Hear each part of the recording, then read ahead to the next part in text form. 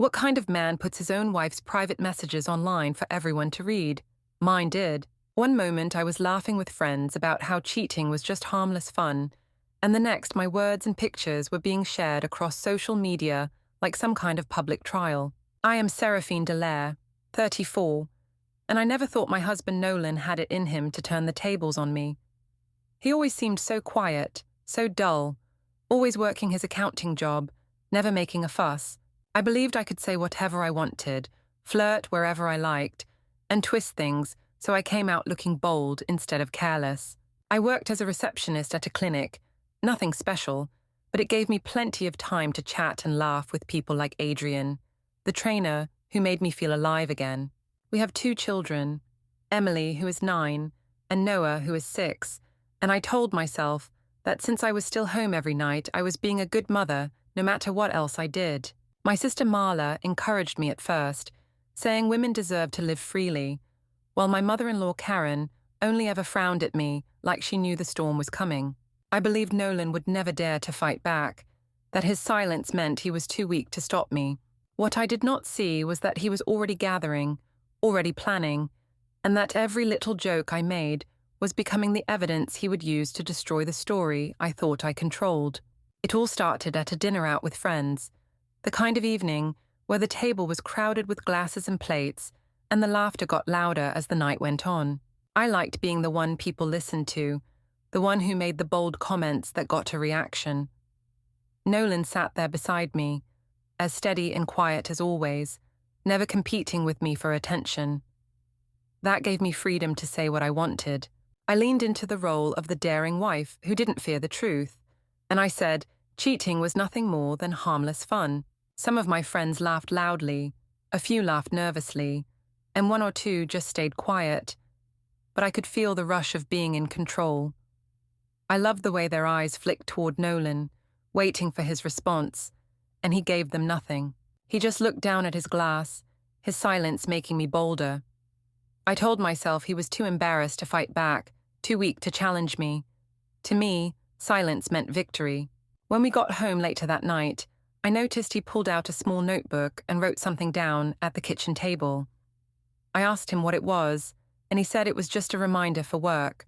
I brushed it off, thinking nothing of it, but part of me wondered why he had started writing so often. The truth was that he was already keeping track of me, recording my words, but I didn't see it then. I told myself I was clever enough to always stay ahead of him.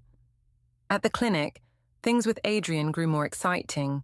He had this easy charm that made me feel lighter, like the years of routine with Nolan had melted away when I was around him. I would stay late after work, saying it was paperwork, when really it was just conversation and attention that made me feel alive again. Nolan asked a few times why I was home so late, but I told him he was being paranoid. I said a husband should trust his wife instead of acting controlling. He went quiet every time, and I told myself that meant he accepted my reasoning. What I did not realize was that he was memorizing everything I said. My sister Marla encouraged me in those days. When I told her Nolan was suspicious, she laughed and said men were always insecure when they couldn't keep up with a woman like me. She told me I deserved freedom and fun, that I shouldn't feel guilty for wanting more than routine. Those words fueled me, and I leaned harder into my narrative that I was not doing anything wrong, that I was simply living honestly, while Nolan sulked in his corner. Not everyone reacted that way. My mother-in-law Karen noticed the tension. She came over one afternoon and told me directly that Nolan deserved better. She said she had raised him to value loyalty, and that I was throwing it away for attention. I laughed at her, said she was old-fashioned, and told her the world had changed. She shook her head and walked out, but I caught the look she gave Nolan as she left. It was not pity, it was approval. She could see something in him that I was too arrogant to notice. He was already preparing. The next time I made a scene was at a family barbecue. The yard was filled with cousins, siblings, and neighbors, and everyone was eating and drinking while the kids played. I stood in the middle of it all, performing as usual, and I made another bold joke. I said cheating was just a game, a little harmless fun, and that only boring men thought it was serious. The laughter this time felt thinner. Some smiled too tightly, Some turned away, and a few looked at Nolan to see how he would react. He didn't give them anything. He set his plate down, stood up, and walked inside. I waved it off, saying he never knew how to take a joke, but I felt the shift in the air.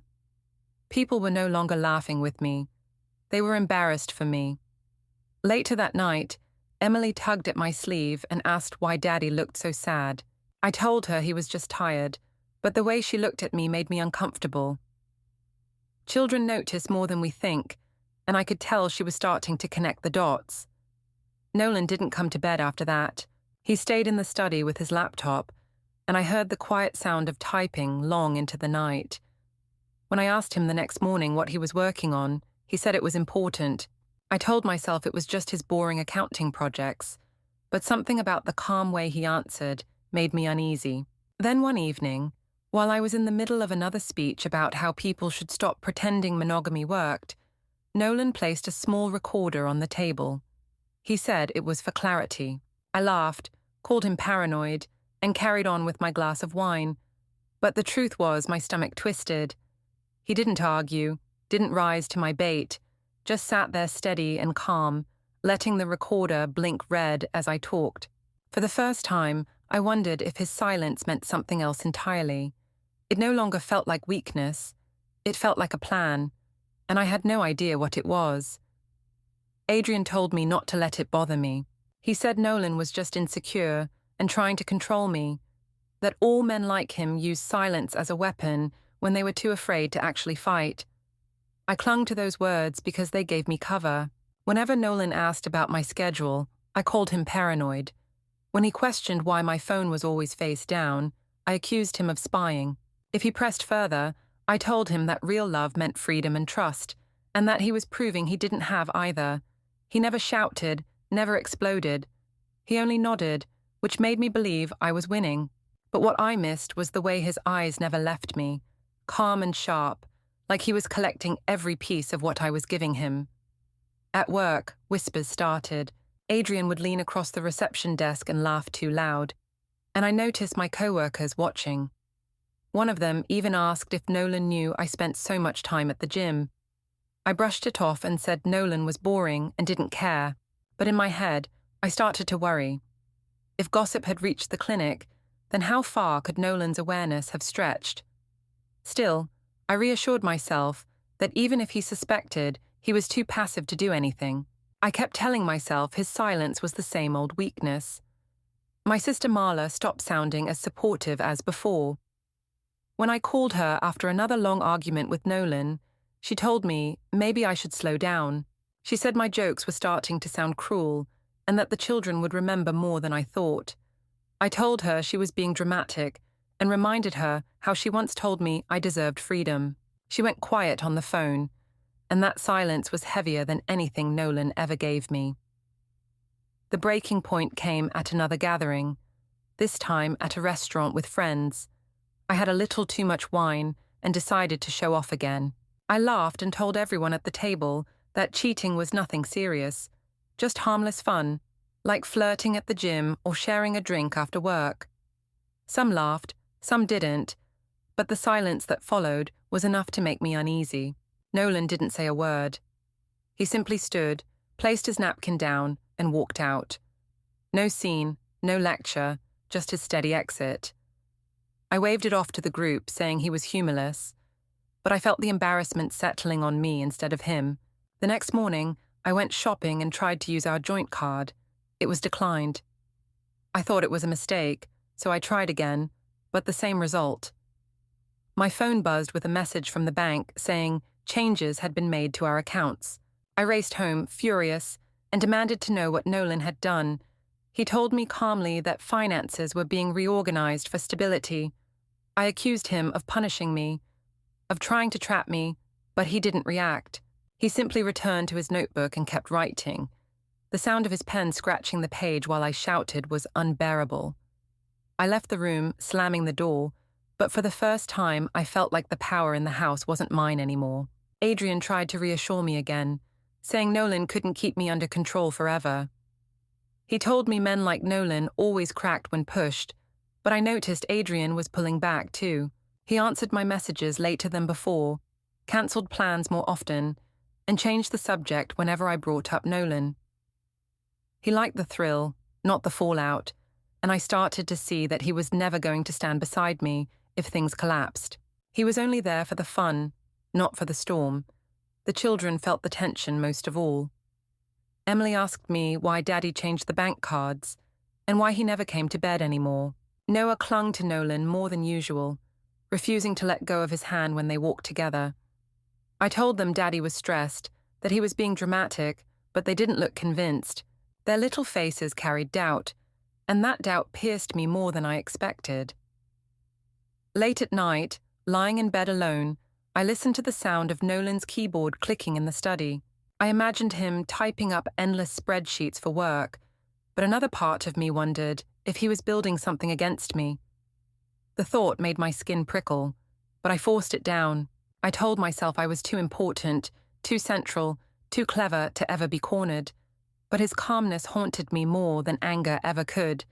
His silence was no longer soft. It was sharp, and I was starting to feel the cut. The first time I realized Nolan had stepped far beyond silence was when I woke up to messages from friends asking if I was okay. I didn't understand until I opened my phone and saw my own words staring back at me on social media. Screenshots of texts I had sent to Adrian, fragments of conversations where I bragged about how Nolan would never catch on, even little jokes I had typed about how marriage was boring. All of it was posted neatly, calmly, with captions that simply said these were my words. There was no rant, no name-calling from Nolan, just proof. People were sharing and commenting, and suddenly the laughter I used to feed on was turned against me. Some said they weren't surprised, others said they felt sorry for Nolan, and a few said I deserved whatever came next. My stomach dropped because I realized he hadn't shouted, hadn't fought.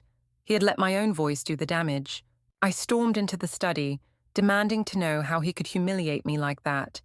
He said it was not humiliation, it was truth, and that people had the right to know the truth when I had made a performance of mocking him. I tried to spin it, telling him he was abusing my privacy, that he was punishing me for being honest about what I needed. But his calm stare didn't budge. He told me it wasn't about punishment, it was about protection. For himself, for the children, and for his future. I walked out of the room shaking, but he didn't follow. The fallout was instant. At work, whispers followed me everywhere. I caught coworkers huddling over their phones, and when I walked in, they suddenly went quiet. Adrian texted me that we needed space, that this was too messy, and within days he stopped answering altogether. The man I had painted as my escape vanished without a word, leaving me to face the storm alone. I told myself he was a coward, but deep down, I knew he was just never invested in anything more than the thrill.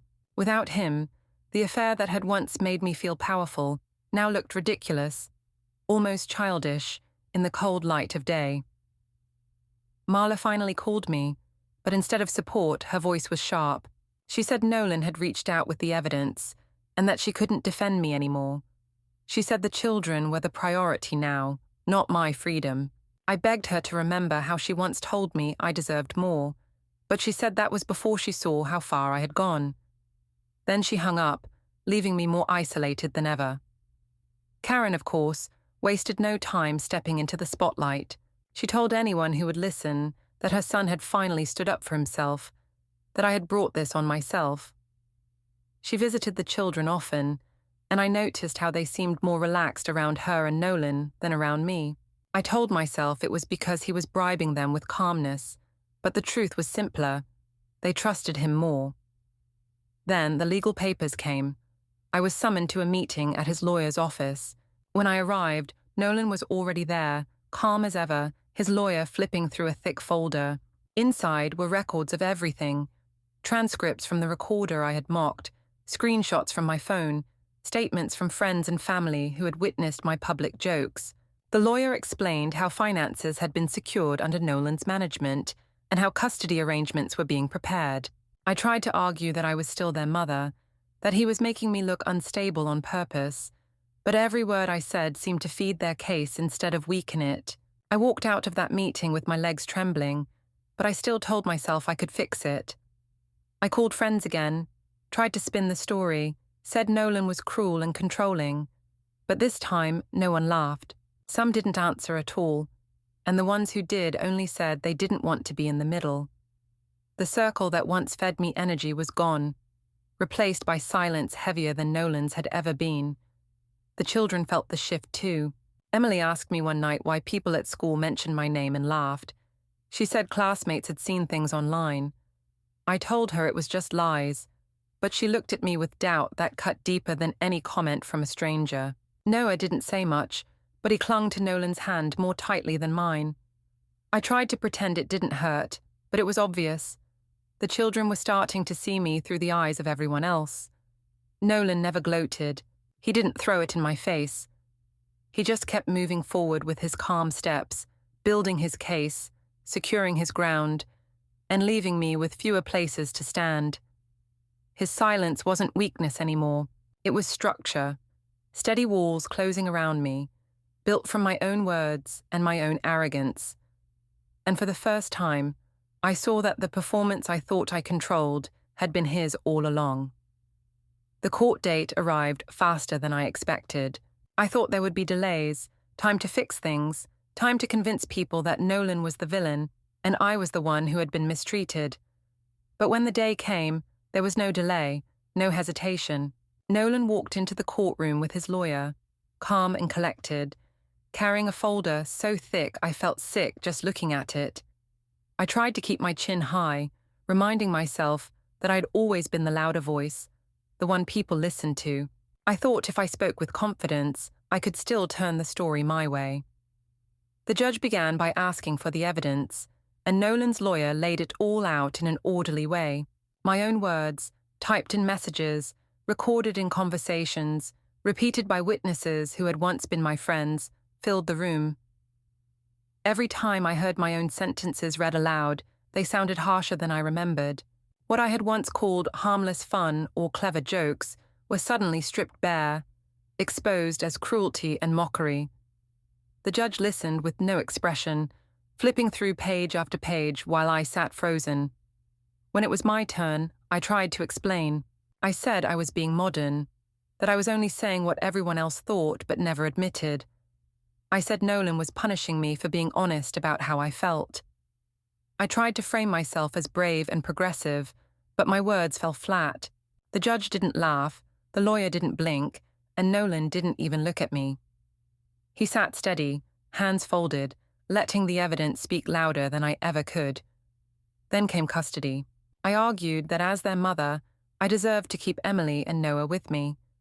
I said Nolan was distant, that he never connected with them emotionally. But then his lawyer presented school records, medical forms and activity sign-ups, all signed by Nolan. Teachers had written statements saying he was the parent who showed up to meetings. Doctors had records of him scheduling appointments. Everything I said was countered by proof, leaving me exposed. I looked toward the gallery and saw faces I recognized. Friends who once laughed at my side, co-workers who used to whisper with me at lunch, even Marla, my own sister, sitting stiffly with her arms crossed. Not one of them smiled. Not one looked like they were on my side. Marla had even given a statement for Nolan, explaining how she had warned me and how I ignored her. The betrayal stung, but I knew it wasn't betrayal. It was me. I had given them all the reasons to step away. Karen, his mother, sat near the front, her expression hard but proud. I remembered how many times she had told me not to mistake Nolan's silence for weakness. She had been right, and now I was the one who looked small while her son stood tall. The children weren't in the room, but I knew the decision being made would shape how they saw both of us forever. The judge's decision was clear. Nolan was granted primary custody, with me allowed only scheduled visitation under strict conditions. Financial accounts would remain under his control until the divorce was finalized. The house would stay with him, ensuring stability for the children. The ruling was spoken in calm, measured tones, but to me it felt like a hammer slamming down again and again. I tried to object, to say it wasn't fair, that I was being punished for words, not actions, But the judge reminded me that words have consequences, especially when they damage a family. That simple statement silenced me more effectively than Nolan ever had. For the first time, I had no clever retort, no way to twist it. When the session ended, Nolan stood, gathered his papers, and walked out without even glancing my way. People murmured as he passed, nodding slightly in respect. No one looked at me. I stayed seated, clutching the papers in my hands, feeling them grow heavier with every second. Outside, I followed at a distance, my legs unsteady. On the courthouse steps, I saw Nolan holding Emily's hand in one and Noah's in the other. They looked calm, even relieved, as if they knew their world was safer now. Karen walked beside them, her hand resting on Nolan's arm, steadying him, though he didn't seem to need it. The sight of them together, strong and unified, made me realize how completely I had lost. I stood frozen, watching as people passed by without caring who I was. The whispers were no longer about how daring or bold I was. They were about how Nolan had handled everything with dignity.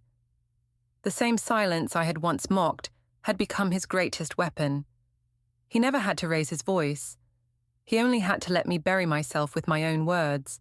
And in the end, that was exactly what I had done. Walking away from that courthouse, I thought the hardest part was over. I told myself I would rebuild, that I could still talk my way back into control, that people would eventually forget. But the truth followed me everywhere. At the clinic, co-workers avoided me. Patients who knew me from town looked at me with a mixture of curiosity and pity. I used to love being noticed, but now every glance felt like judgment. Whispers filled the break room, and even though no one said anything to my face, I knew they had seen the posts Nolan had shared and heard the details from others.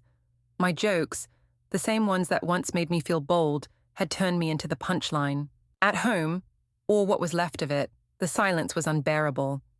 I stayed in a small apartment after Nolan secured the house, and the emptiness pressed on me. The children only came by during scheduled visitation, and even then, they were different.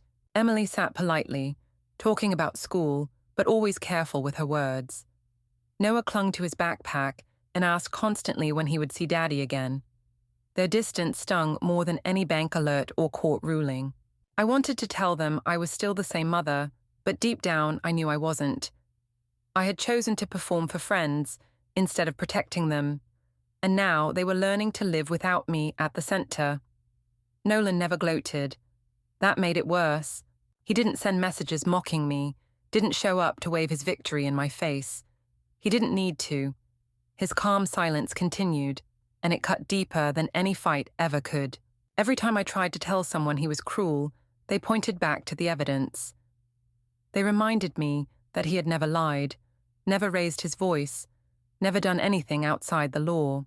He had let me be the storm while he became the shelter, and in the end, people respected the shelter more. Adrian was long gone. The man who once told me I was brave disappeared the moment things grew serious. He didn't answer my calls, didn't reply to my messages. I heard from someone at the gym that he had a new client he was spending time with, and it hit me then how foolish I had been to risk everything for someone who had no stake in me at all. What I thought was freedom had been emptiness, and now I was left alone to carry the weight of choices he would never even remember. Marla, my sister, kept her distance too. She said she loved me but couldn't defend me anymore, not when the children were involved. Her words stung because she had once been the one who cheered me on, but I understood. Even she had seen what I refused to admit, that my need to perform, to humiliate Nolan, had destroyed the foundation we all lived on. Karen, my mother-in-law, didn't hide her satisfaction. She told me directly that her son had finally found his strength, and that I was the one who had underestimated him.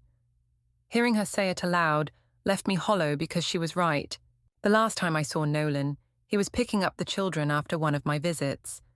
He stood at the door, steady as ever, thanking me politely, but never meeting my eyes. Emily and Noah ran to him, their relief clear, their little hands reaching for his without hesitation. Watching them cling to him, I realized the shift was complete. I had once believed his silence was weakness.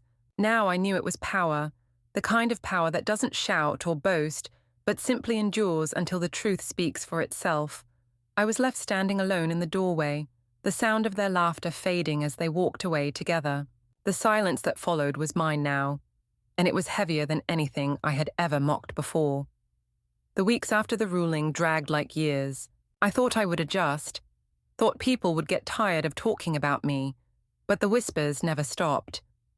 Every time I stepped into the grocery store or the coffee shop, I caught fragments of my own story told in lowered voices.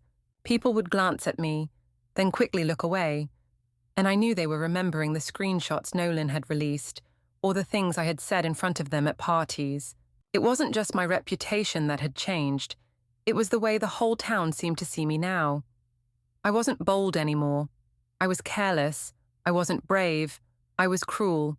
And no amount of spinning could change that. The children were the hardest part. During visits, Emily sat stiffly, her eyes too old for a girl of 9. She asked practical questions, like what time Nolan would pick them up, or if she could bring her homework to the apartment. Noah barely let go of his bag, always asking how many nights until he was back with Daddy. I tried to play games, to smile, to make it feel normal, but they weren't fooled. They sensed the shift, the fracture, and they leaned toward the parent who hadn't made a spectacle of their lives. Watching them choose him quietly, without words, was a punishment I could never have imagined. At work, the gossip never faded. Patients avoided small talk with me, and coworkers stopped including me in their plans. I used to be the center of chatter, the one who stirred the pot and kept people entertained. Now, conversations died when I entered the room. The clinic manager called me in one afternoon and said politely that my personal situation was becoming a distraction. He didn't say I was being pushed out, but I could feel it in his tone. Even in the space where I once felt powerful, I had become an outsider. Nolan never gloated. That was the part that cut deepest. If he had mocked me, if he had shouted, I could have painted myself as the victim. But he remained calm, dignified, and steady. He spoke only when necessary, never raising his voice, never twisting the knife. He didn't need to. The damage was already complete. People admired him now for the very traits I had ridiculed. His silence, his patience, his caution. These had become proof of strength, while my loudness had become proof of weakness. Adrian was gone completely, not even a shadow left. I heard he was spending time with someone new, and it made me sick to realize how quickly I had been replaced. I had risked everything for the thrill of being noticed, only to be discarded without a second thought. He never cared what I lost because of him. To him, it was only fun. To me, it had been the end. Even Marla, my own sister, avoided me now. She answered messages with short replies, sometimes not at all. When I asked her directly if she thought I deserved what happened, she said only that I had chosen this path, and now the children were the ones who had to live with the consequences. That was all she said before ending the call. Her distance hurt, but I couldn't blame her. She had warned me, and I had ignored her. Karen, my mother-in-law, didn't hide her feelings either. When I saw her once at the school drop-off, she looked me in the eye and said her son had always been stronger than I gave him credit for. She said she was proud of him. The words stung, not because they were harsh, but because they were true. I had underestimated him, mocked him, and built my whole identity around believing he was too weak to fight back. I was wrong. The last image that stays with me is Nolan walking away with the children, one small hand in each of his. They leaned into him naturally, trusting him completely, while I stood off to the side, invisible. No one laughed at me anymore. No one clapped at my boldness. No one admired my defiance. The stage I had once controlled was gone, and the audience had turned away. All that was left was silence, and it was his silence, not mine, that had claimed the final victory. Don't forget to hit like, subscribe, and turn on the bell so you don't miss the next story. Write in the comments from which city are you watching? You watching? You watching? You watching? You watching?